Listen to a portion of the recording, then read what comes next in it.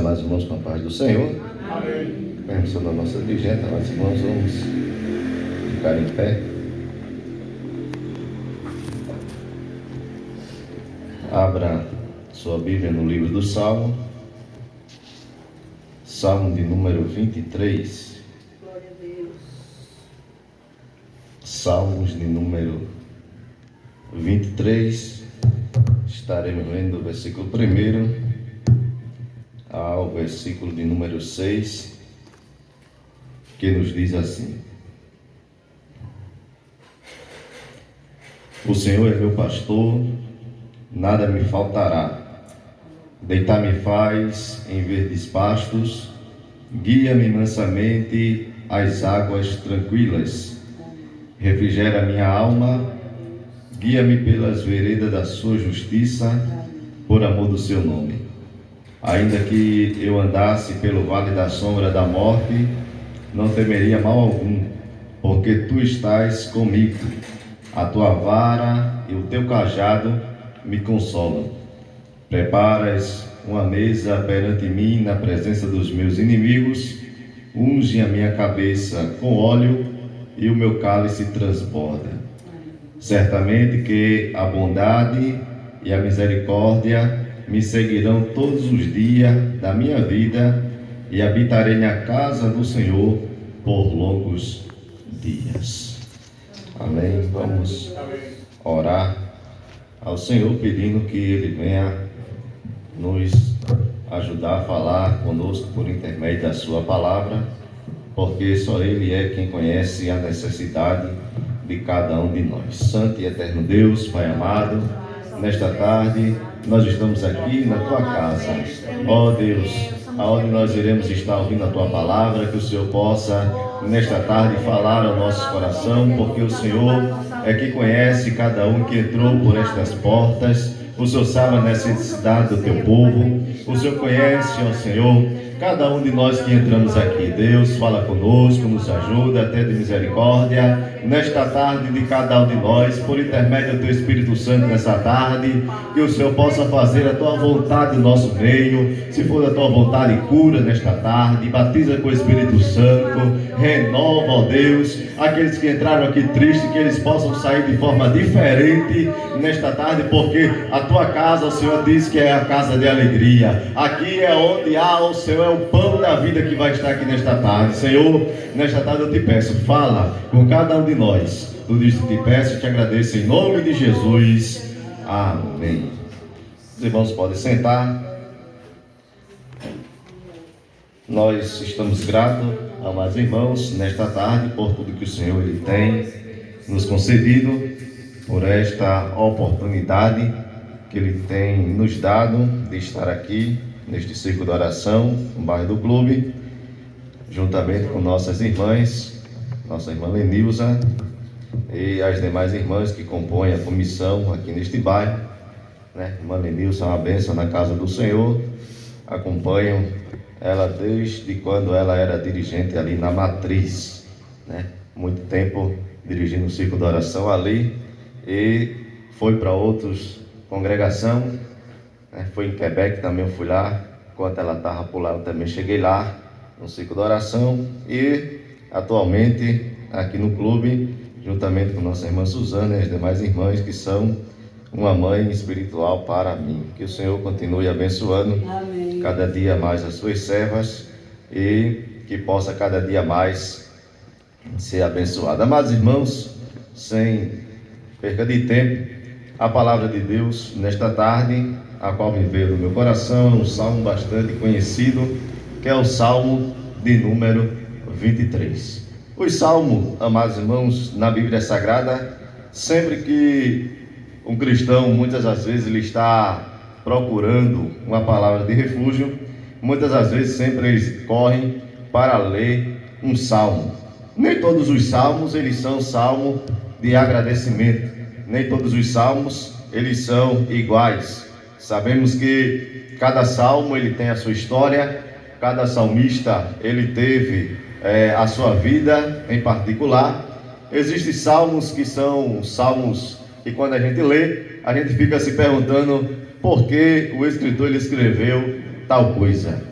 Existe salmo que, quando a gente lê, a gente fica triste com a história do autor, muitas das vezes. Por exemplo, o salmo de número 73, salmo de número 70, os salmos da onde Asaf compõe, são salmos que, quando a gente lê e vai meditar na história do autor, a gente vê que ele passou por muita dificuldade. Quando o salmista diz que em vão ele tinha servido a Deus, a gente fica se perguntando por que esse salmista estava dizendo que em vão estava servindo a Deus. Se salmos são salmos para incentivar, são salmos para a pessoa ficar mais contente, caminhar mais na caminhada. Quem nunca ficou alegre quando leu, por exemplo, o salmo de número 46, da onde o salmista, ele chega a dizer que Deus, ele é socorro na hora da angústia. Quem não quer ler um salmo desse? Quem não fica alegre sabendo que Deus é o Deus que chega na hora da dificuldade, o Deus que chega na hora da angústia, na hora do aperto, na hora que você está passando por provação, que está passando por luta.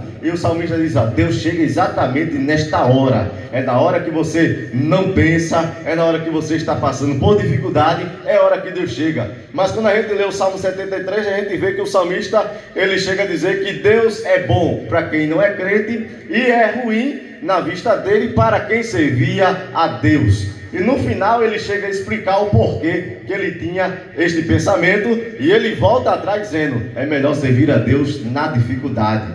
E a gente vê a história do salmista e vê que o salmista, ele tinha passado por muita dificuldade. Diz a história que o salmista Asaf, ele tinha 3 filhos. Um desses 3 filhos era em cima de uma cama, em cima de um leito, e ele ficava se perguntando e olhando para a vida do ímpio, e via que o filho do ímpio tinha saúde, que o filho do ímpio estudava nas melhores escolas, a vida do ímpio era financeiramente melhor do que a dele, que vivia na igreja, servindo a Deus, se desviando do mal, mas ele não tinha nada. Por que eu trouxe essa história? Porque essa história bate com o Salmo de número 23, quando a gente lê o versículo 1, que o salmista diz, o Senhor é meu pastor, nada me faltará. Algumas pessoas ficam se perguntando, como é que o salmista escreve um negócio desse, se Deus ele é meu pastor, e ele diz que nada vai faltar, porque algumas coisas me faltam. Porque eu sou crente e me falta muitas vezes o alimento, muitas vezes me falta o dinheiro, muitas vezes me falta alguma coisa. Então o salmista, será que ele estava totalmente errado? Será que o salmista ele está equivocado quando ele escreveu esse salmo? Porque o crente ele passa por dificuldade, porque o crente ele passa por prova, e o salmista está dizendo no Salmo 23, se Deus ele é o nosso pastor, nada vai nos faltar. Nós temos que ter em mente, amados irmãos, que não é porque nós somos crentes, que nós servimos a Deus, que nós estamos isentos de passar por dificuldade. De maneira nenhuma. Jesus não nos prometeu uma vida de abundância. Deus não prometeu uma vida de regalias aqui neste mundo, de maneira nenhuma. O próprio Jesus disse que no mundo tereis aflição. Então o crente ele não está isento de passar por dificuldade de maneira nenhuma. De maneira nenhuma nós estamos isentos de passar por provações. Nem os mais chegados a Jesus, enquanto ele estava neste mundo, eles viveram isentos de passar por dificuldade. Por que não dizer a passagem lá de Lucas capítulo 8 e o versículo 25 diante, quando Jesus ele pega os seus discípulos, levam para o mar da Galileia, aquele grande lago, e a Bíblia diz que ele vai dormir na proa do barco, e quando ele vai dormir na proa do barco, a Bíblia diz que se levanta uma grande tempestade, e a tempestade era tão grande que os próprios discípulos que tinham experiência no mar, porque eles eram pescadores antes de servir a Deus, eles pescavam, eles viviam uma vida contínua ali, eles ficaram com medo e disseram, nós vamos morrer, porque nós não estamos tomando o controle do nosso barco, então nós iremos morrer. Então Deus não livrou eles ali dele passar por dificuldade de maneira nenhuma, mas o segredo é que no meio da dificuldade nós temos um Deus que está no controle de todas as coisas. Nós temos um Deus, amados irmãos, que ele está no controle de todas as coisas. Por mais que o mar ele se levante, por mais que a dificuldade chegue, a gente tem que colocar na nossa mente que Deus ele está no controle do nosso barco. Por mais que o barco ele venha a balançar, por mais que as ondas sejam ao contrário, a gente tem na nossa mente, Deus está no controle. Deus ele está vendo tudo, e se ele está vendo tudo e está conosco, tudo vai acabar bem. Foi o que aconteceu. Os discípulos pensaram que iria morrer. Eles pensaram que estavam tudo acabado. E disseram: o que é que nós iremos fazer? Por alguns segundos eles esqueceram que Jesus estava no barco. Às vezes acontece conosco também. A gente se esquece que Jesus está conosco. A dificuldade quando bate na nossa vida, as provações quando chega, dependendo da turbulência, ela mexe com a mente do crente, que a gente fica se perguntando. Esquecemos até que Jesus ele está conosco, que é permissão dele, porque lembre-se, nada vai acontecer na vida de um servo de Deus sem antes ele venha permitir que aconteça.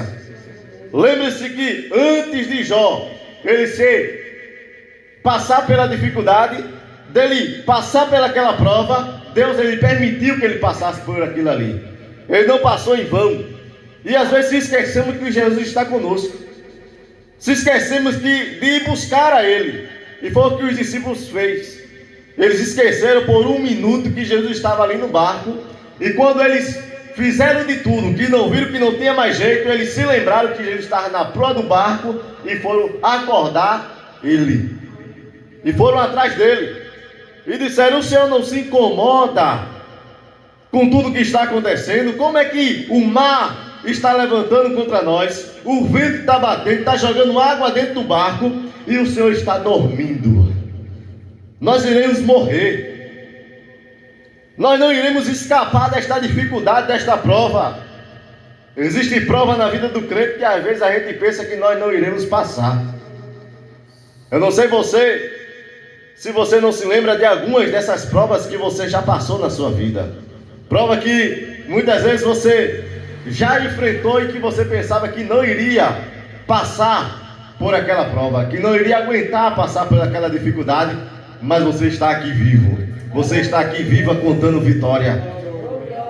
Você passou pelaquela prova, você passou pelaquela dificuldade e hoje está aqui de pé. Por mais que você esteja, quem sabe, passando por outra dificuldade, mas lembre que em outras provas você também passou, Deus lhe deu vitória, e nesta tarde Ele está dizendo: eu vou lhe dar vitória nesta prova também. Aleluia, glória a Deus. Porque Ele é o mesmo, Ele não mudou, Ele continua o mesmo. Ontem, hoje e eternamente Ele vai ser o mesmo. Deus, Ele não muda.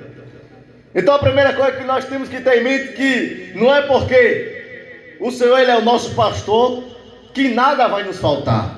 Mas se Ele é o nosso pastor, Ele vai prover. Porque o salmista ele diz que Deus Ele é o Deus de provisão. Ele diz: nada me faltará. Ele é o Deus de que provê para o seu povo. A palavra prover significa fornecer, providenciar, abastecer. O nosso Deus, amados irmãos, Ele é o Deus de providência.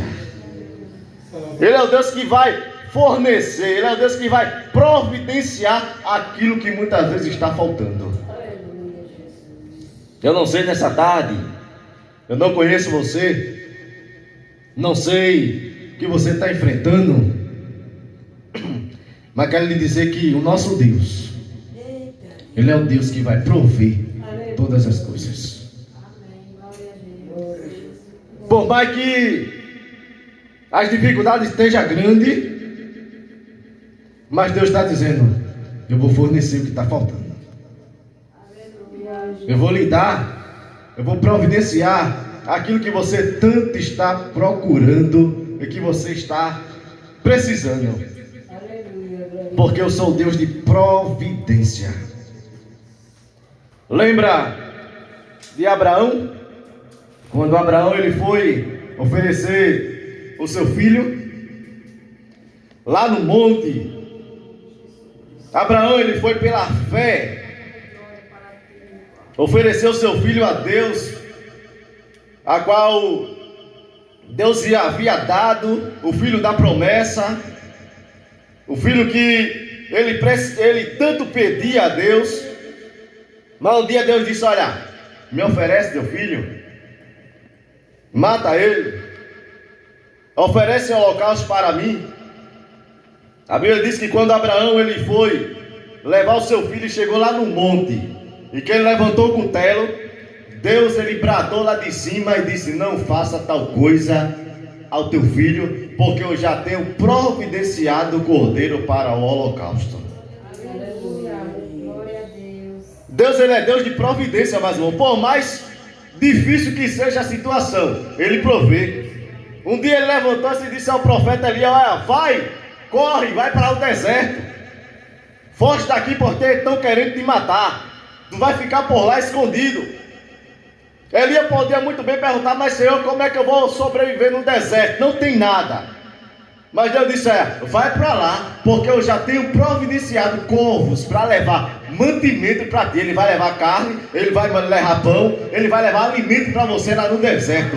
Eu quero dizer que Deus, no meio da dificuldade, no meio do deserto, Ele provê aquilo, o sustento para o seu povo. Por mais que a situação esteja difícil nessa tarde, Deus está dizendo que no meio desse deserto, no meio dessa dificuldade, no meio dessa turbulação toda que está se levantando contra você, Ele vai descer com providência. Ele vai fornecer aquilo que você tanto está precisando. Eu não sei quanto tempo você vem pedindo, eu não sei o que está faltando, mas Ele está dizendo: eu vou providenciar. Aleluia, glória a Deus, glória a Deus, glória a Deus. Eu vou abastecer, eu vou mandar. E se o corvo não for, Ele envia anjo. Aleluia, Aleluia. E se o anjo não chegar, Ele mesmo desce. Aleluia. Porque o salmista diz que por causa do gemido do necessitado, eu descerei. Ele desce. Ele desce para agir, para resolver, porque ele não aguenta mais ver um servo seu sofrer, uma filha sua sofrer, e ele ficar de braços cruzados de maneira nenhuma. Ele desce para prover aquilo que você está precisando. Aleluia, glória a Deus, aleluia. E Ele vai prover para você. Eu não sei de onde vai vir, eu não sei como é que vai acontecer, mas Ele está dizendo nessa tarde: eu vou providenciar, eu vou abastecer, eu vou mandar em abundância, que você vai ficar admirado, admirada, como é que aconteceu, como é que tudo passou, aleluia, porque eu sou Deus de provisão. Eu sou o Deus que forneço aquilo que você está precisando. Eu não sei o que você pediu nesta tarde, mas o Espírito Santo, Ele ouviu a tua oração, Ele sabe a tua necessidade, e Ele está dizendo: eu estou vindo com o abastecimento, eu estou vindo com a providência. Aleluia, glória a Deus. Ele vai mudar. Ele vai mudar o quadro da história. Ele vai mudar essa situação que você tanto enfrenta. Ele está descendo com a resposta para a tua oração. Glória a Deus, aleluia. O salmista ainda diz assim: deitar-me faz em verdes pastos. Aleluia, glória a Deus. Isso significa dizer que Deus, Ele é o Jeová Shalom. Isso é, Ele é a nossa paz. Deus, Ele é o Deus que provê a paz. E a paz, quando eu estou falando de paz aqui, esta paz, ela é produzida por intermédio do fruto do Espírito Santo. Aleluia. Que está lá em Gálatas 5. E a paz que o fruto do Espírito Santo, ele produz na vida do crente, ela é independente das circunstâncias que nós estejamos enfrentando. Eu não tenho paz só quando eu estou com dinheiro. Eu não tenho paz só quando eu estou empregado. Eu não tenho paz só quando eu estou com saúde. Não. Essa paz é independente das circunstâncias que você esteja enfrentando. Essa paz é produzida por o fruto do Espírito Santo. O crente, ele tem paz, independente do que ele passar. Tanto eu como você já escutamos vários testemunhos de fé, de irmãos que receberam o diagnóstico do médico, e o médico disse: você está com câncer, você vai morrer, você tem tantos dias de vida. E as pessoas passam lá no leito dessa pessoa, e muitas vezes para levar uma palavra de consolo, e quando chega lá, a pessoa está louvando, a pessoa está ali lendo a Bíblia, está na mais plena paz. Porque a nossa paz é independente das circunstâncias que nós enfrentamos. Tem pessoas, quando falamos no mundo secular, elas perdem a paz muito fácil. Só basta ficar desempregada, só basta estar com enfermidade, que o mundo dela se desaba. Perde a paz, não dorme, não tem sossego, mas o crente não. É a luta afligindo, é as dificuldades aparecendo, é luta no lado, desemprego no outro, luta em todo canto, mas ele se deita e dorme, porque Deus, Ele é a paz dele, ele sabe que, independente das circunstâncias que ele esteja enfrentando, dele serve a um Deus que é maior do que toda a luta que ele está enfrentando. Aleluia, glória a Deus. O crente, ele tem que ter essa paz na sua vida, mas irmão, senão ele vai se desesperar. Porque o crente, a vida do crente é cheia de altos e baixos. Hoje ele está na maior tranquilidade, hoje está tudo na abundância, amanhã vira a volta, vem a aprovação de novo, depois passa pela aprovação, quando ele pensa que está tudo bem de novo, lá vem mais aprovação de novo. E se ele não tem a paz de Cristo na sua vida, fica difícil para ele permanecer fiel a Deus e tranquilo, dormir tranquilo, perde o sono. Mas o salmista diz também que ele refrigera a minha alma. Esse refrigera a minha alma, o salmista está falando que ele é o Deus Jeová Rafá. E Jeová Rafá significa, ele é o Deus que cura. E Deus, ele não só cura enfermidade física, ele também cura enfermidades da alma. O nosso Deus, ele cura enfermidade tanto física como também enfermidades da alma. Enfermidade física, como quando falamos de enfermidade física, estamos falando de enfermidades que aparecem no nosso corpo. Enfermidades normais, uma doença, do tanto da mais simples como a mais grave, uma dor de cabeça, ou qualquer tipo de enfermidade, ele cura. Ou tanto a mais grave, que são cânceres, são curas que muitas vezes não tem diante da medicina cura, mas o nosso Deus, ele cura essas enfermidades físicas. Amém, glória a Deus. Mas ele também cura a enfermidade que chama de enfermidade da alma. E que enfermidade da alma é essa? Se chama pecado. Ele é o Deus que cura também a enfermidade que todo ser humano ele tem, que é o pecado. Nosso Deus, ele tem cura para todas as coisas. Por mais que muitas das vezes a enfermidade ela vai infligir o crente, ela vai abalar, ela vai deixar o nosso estado emocional lá embaixo. Lembra daquele homem coxo lá do tanque de Betesda? Quando Jesus chega perto dele que pergunta que ele queria receber a cura, aquele homem estava tão abalado emocionalmente que ele diz: eu não tenho ninguém por mim. Sempre quando eu vou pular no tanque, vai outro na minha frente. Eu não tenho ninguém que me ajude. Aquele homem estava com o seu psicológico abalado. Ele foi ali abandonado pelos familiares. Ele não tinha família. Ele não tinha um líder religioso por ele, porque os sacerdotes não iam naquele lugar, porque aquele lugar era imundo para os sacerdotes. Ele não podia chegar naquele lugar, porque naquele lugar tinha todo tipo de enfermidades ali. Era um lugar que só estavam ali os excluídos. Mas Jesus, ele foi lá, no arraial dos excluídos, e perguntou àquele homem se ele queria receber a cura. Aleluia. E ele disse: eu não tenho ninguém por mim. Oh Deus, maravilhoso. Às vezes pensamos assim, dizemos: rapaz, não tem ninguém por mim. Será que ninguém está me vendo? Será que ninguém está me olhando? Será que ninguém se preocupa comigo? Lembre-se que sempre vai ter alguém orando por você. Nós só estamos aqui porque tem sempre alguém orando por nós. Quando alguém dobra o seu joelho e diz: abençoa todos os teus servos, estamos incluídos nessa oração. Aquele homem pensava que não tinha ninguém por ele. 38 anos esperando uma vitória. 38 anos esperando uma resposta da parte de Deus. E sabe o que ele tinha?